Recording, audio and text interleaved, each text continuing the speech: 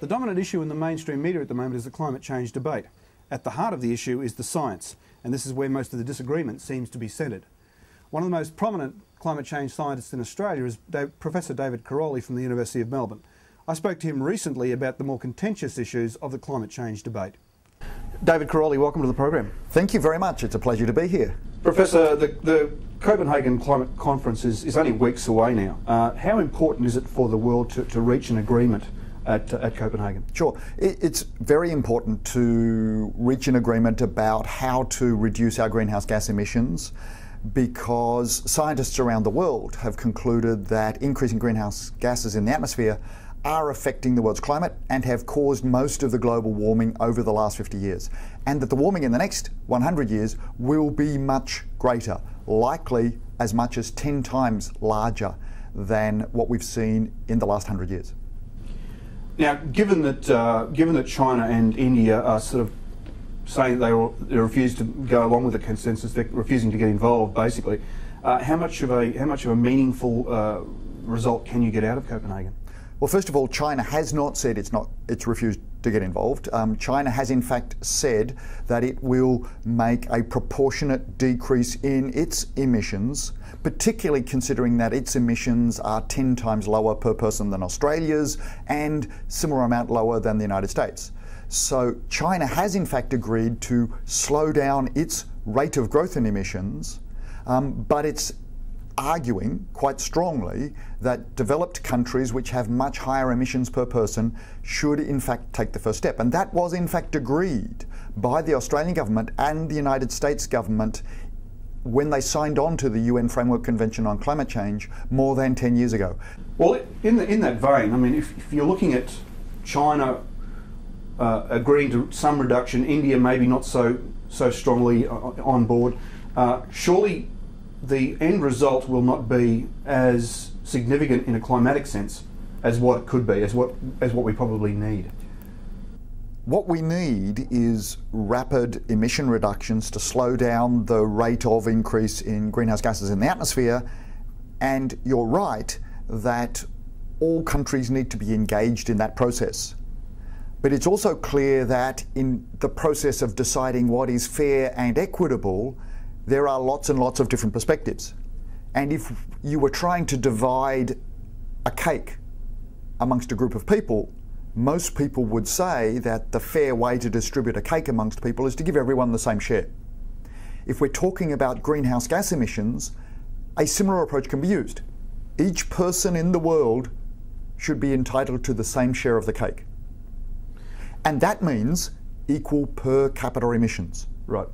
Now, some people would say that that's unrealistic. If you look at the population of India and China, some would say that trying to reduce our emissions, Australia's emissions, the Americans trying to reduce theirs, and even Europe, it's an unrealistic goal for us to expect a per capita emission cap across the globe. Well, it's unrealistic to expect that to be imposed in one day or even 1 year, but defining a long-term target which sets a fair and equitable approach, such as converging to equal per capita emissions over the next 50 years or over the next 30 years, is reasonable given the amount of time.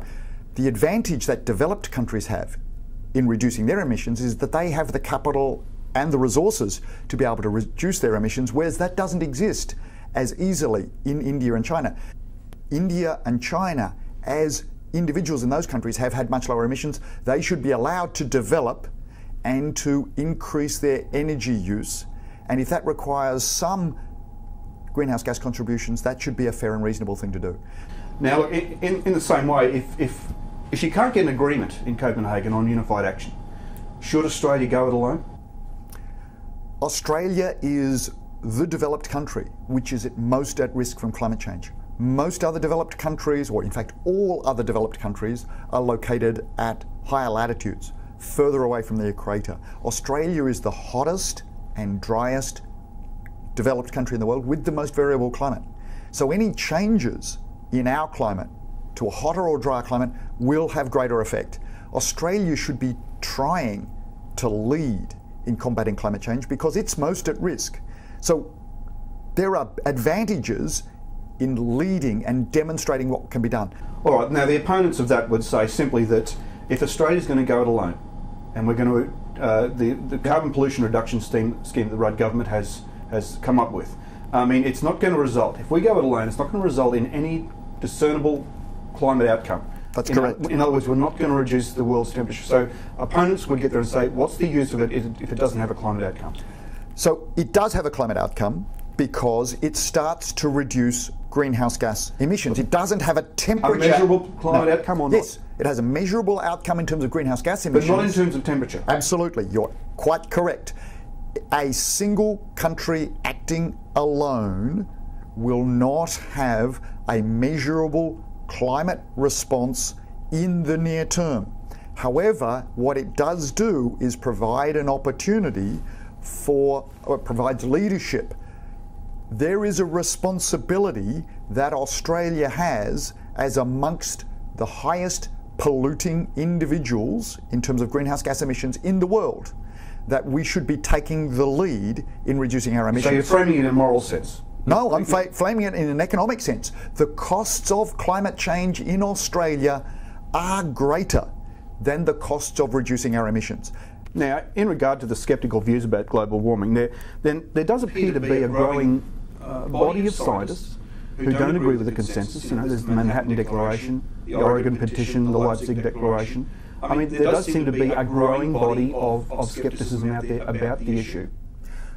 I would strongly disagree with that proposition. First of all, because a large fraction of the signatories on many of those declarations have no expertise in climate science whatsoever. So a recent massive survey of 10,000 scientists in the area of climate science, geophysics and earth sciences in general was undertaken through the American Geophysical Union across the United States only, and it found that of climate scientists, more than 90% agreed with the propositions that were the main conclusions of the IPCC, that the climate system is warming and that most of that warming is due to increasing greenhouse gases. However, in the media and in the blogosphere, there is a growing dissent from the conclusions of the Intergovernmental Panel on Climate Change. And it's important to point out that it's not just the conclusions of the Intergovernmental Panel on Climate Change. All the leading scientific academies in the world, including the American National Academy of Science, the Royal Society in the United Kingdom, the academies in France, in Germany, in Australia, and in China have all agreed. After this short break, we come back with a second half-hour interview with David Crowley from the University of Melbourne. Stay with us.